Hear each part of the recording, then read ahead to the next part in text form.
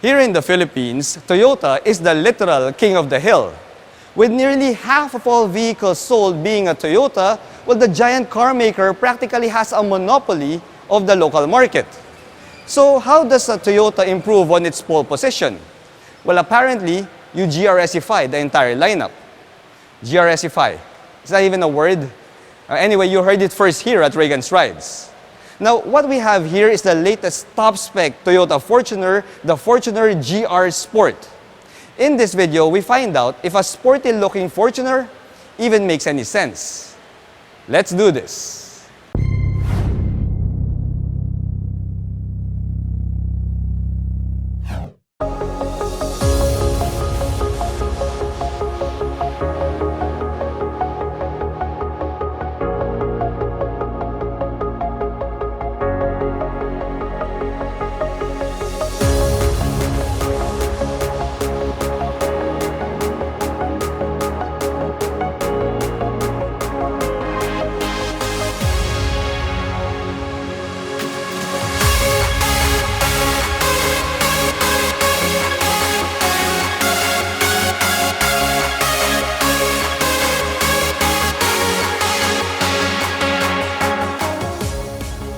Hello guys, I'm Reagan and welcome back to another car feature. If you're new to my channel, I hope you click that subscribe button for your regular dose of Philippine automotive content.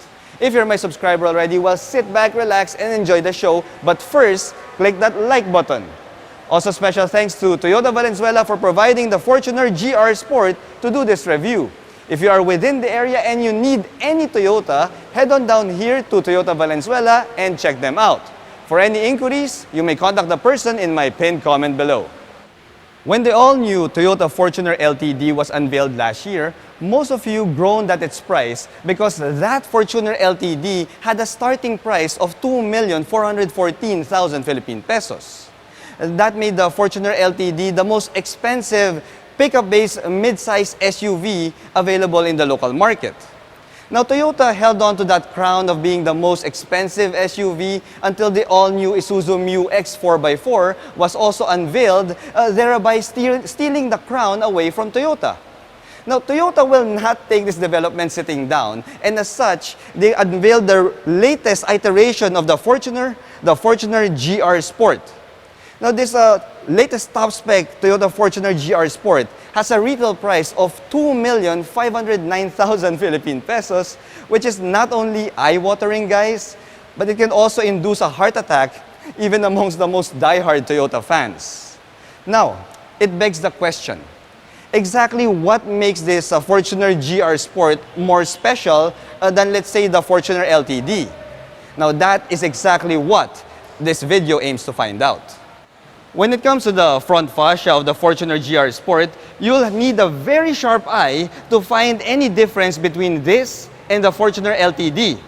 In fact, I only spot two differences here, the first being a GR badge right there and this black painted front skid plate right here. The Fortuner LTD comes with a matte gray or a gray painted skid plate, but since this is practically the same front fascia as the Fortuner LTD, well, as what I always say, tomato, tomato.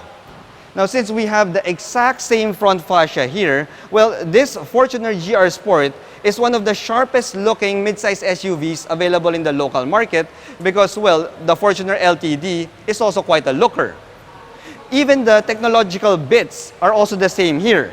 The Fortuner GR Sport gets a full LED headlight system, LED DRLs, LED fog lights, and even those sequential LED turn signals. Here on the side, the Fortuner GRS gets some more design and performance differences versus the Fortuner LTD. While the blacked-out roof and the blacked-out power-folding side mirrors remain the same, well, this Fortuner GRS now gets body color door handles here and a set of GR-specific 18-inch alloy wheels. Now, these wheels are wrapped in 265/60 R18 tires, which is the same size that can be found in the Fortuner LTD. Behind those wheels, this Fortuner GRS gets some more GR-specific performance upgrades.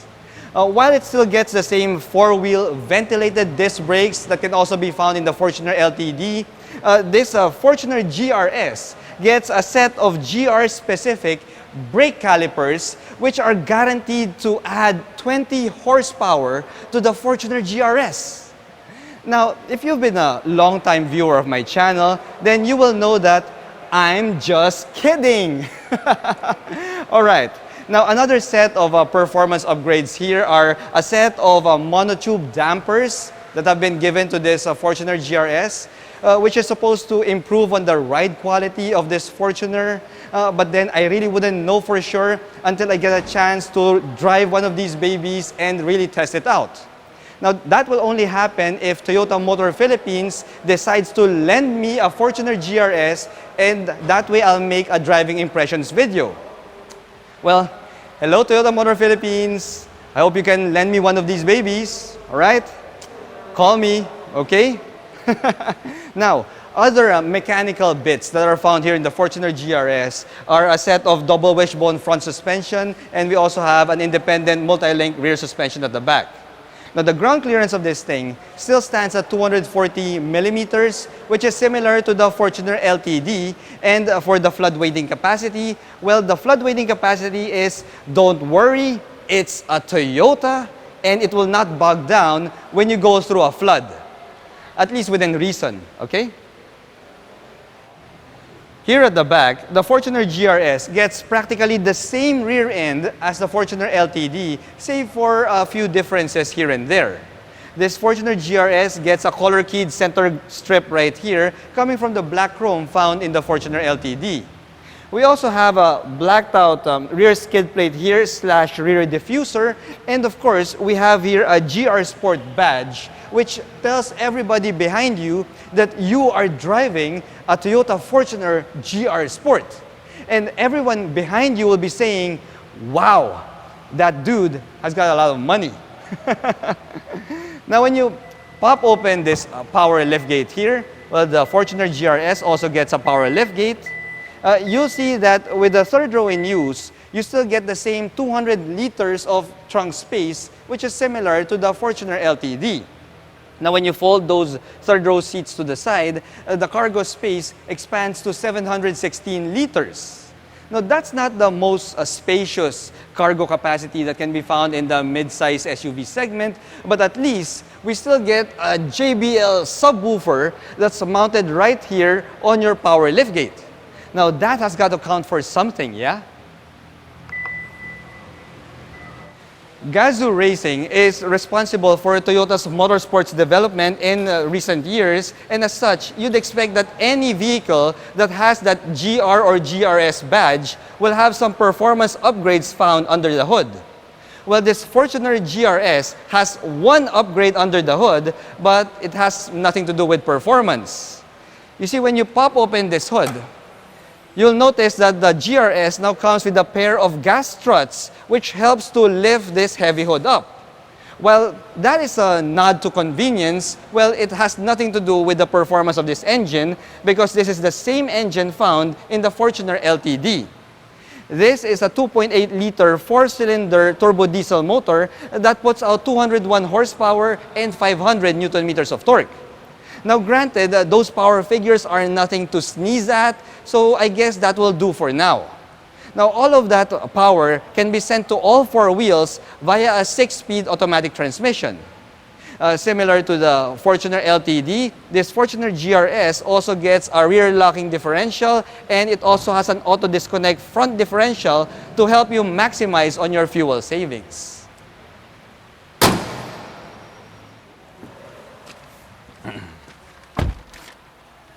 The cockpit of the Fortuner GRS doesn't really stray too far away from that of the Fortuner LTD, although we do get a bunch of sporty bits and features here and there. The seats of the Fortuner GRS are a pair of sport buckets, and they are finished in a combination of leather and Alcantara, or suede if Alcantara is too long for you. Now, we get contrast red stitching on these seats, plus we get that GR monogram on the headrest, which looks absolutely gorgeous, guys. Now, both of these seats also get power adjustments. However, we don't get a seat ventilation here. You see, the Fortuner LTD gets ventilated seats up front, but well, this Fortuner GRS doesn't get those ventilation. Now, that is a big bummer for me, guys, especially since we live in tropical Philippines and a pair of ventilated seats up front would be a huge convenience. However, since we don't get that here, well, it is a bit of a bummer. Well, not a bit. It's a huge bummer, at least for me.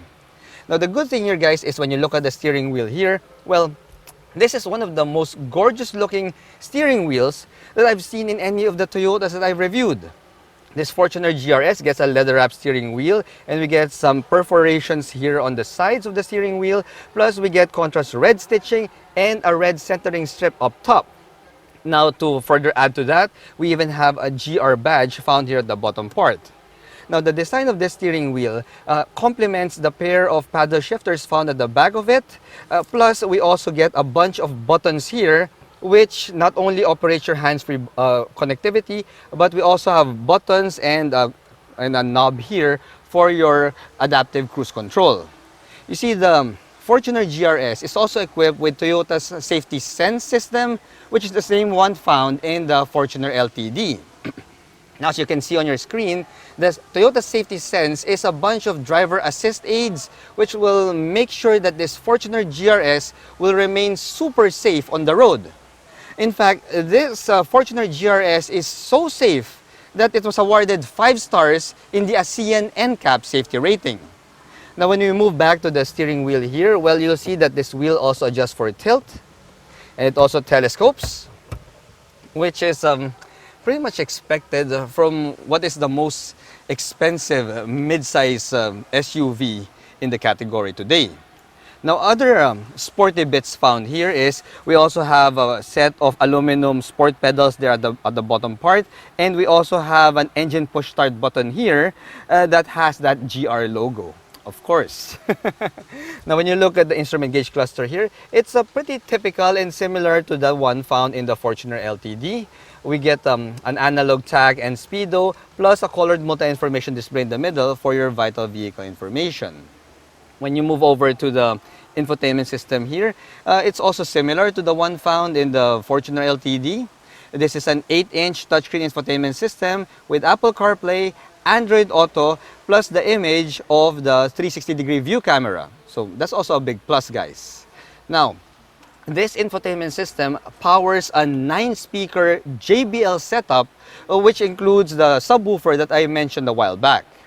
Aside from that, guys, well, all of the other bits and pieces here are practically the same as the Fortuner LTD. We get a dual-zone fully automatic climate control system here. We get a knob here for your 4-wheel drive system. We get a wireless charging pad here. And we also have your buttons for your drive modes. We have Eco, Normal, and Sport mode.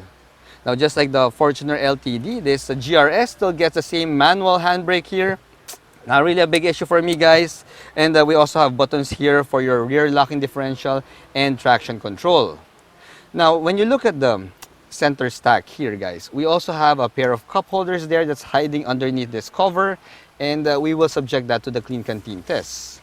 The thing is, the Fortuner LTD passed my Clean Canteen test, so I'm pretty sure this thing will pass as well. Yep, exactly. It passes my Clean Canteen test easily, right there. Now, if you take your attention again to this center tunnel here, you'll notice that the finish that they use here for the Fortuner GRS is a faux carbon fiber trim, which looks really nice, and it will age quite well, guys. It's a matte carbon fiber finish right there, and it complements the red stitch leather finish that can be found here on the sides of the center stack, as well as the leather found on the middle dashboard there. Now, when it comes to the cabin materials used here, it's a combination of soft touch materials, red stitch leather, and some plastic bits here and there, which all comes together to create, one of the most good-looking Fortuner cabins that I've ever seen so far. Now, the fit and finish of this thing is absolutely good. It is really tight, guys, but still I am bummed out by the fact that we don't get ventilated seats here up front. If only Toyota did not take that out, well, this GRS cockpit would have been perfect. The back seat of the Fortuner GRS is a pretty typical Fortuner back seat, which means that it feels like it's on the tight side. Now, I mentioned that it feels like it's on the tight side because, well, the headroom here is a little bit on the low end, mainly due to the fact that this Fortuner has an aerodynamic silhouette, which means that the roof line itself is pretty low. Now, I'm 5'6", guys, so I'm just an average Asian, and this is my driving position here. And as you can see, my knee room is around 8 inches in length, so the knee room is not an issue. The headroom, on the other hand, though, is only 4 inches, which is pretty low. It's on the low side. Now, the center seat of this back seat gets a much lower headroom here because, well, the headliner has a bit of an indentation here in the center. You see, if I go here in the center, guys, my headroom goes down from 4 inches to 2 inches. So, yeah, if you're a taller person than myself, you do well to sit here on the sides of the back seat or stay up front. Now, when it comes to the amenities here at the back, well, this is pretty well equipped. The Fortuner GRS gets a couple of USB charge ports here. We also get a center armrest with a couple of pull-out cup holders. Plus, we get AC vents that are mounted on the ceiling, both for the back seat and also for the third row passengers. Now, the level of air that's blowing out from these AC vents can be fully controlled by the blower control here in the center that is found right beside the ceiling dome light. Now, I won't go into the third row seats of this Fortuner GRS anymore because I've already done that in the Fortuner LTD. If you haven't watched my LTD review video, you can click the link above. And to give you an idea what it feels like to be on the third row seats of this Fortuner GRS, well, the third row seats are more suitable for small kids or for adults who are, well, shorter than I am because it's a little bit tight in the back seat, in the third row seat of this Fortuner GRS. For an additional 59,000 Philippine pesos, the Fortuner GRS gets some aesthetic changes over the Fortuner LTD. However, since most of the mechanical bits remain largely the same, especially in the power department, well, it looks like the Fortuner LTD is still the better deal. Now, I didn't get a chance to really drive this Fortuner GRS because there are no available demo units of the Fortuner GRS here at Toyota Valenzuela.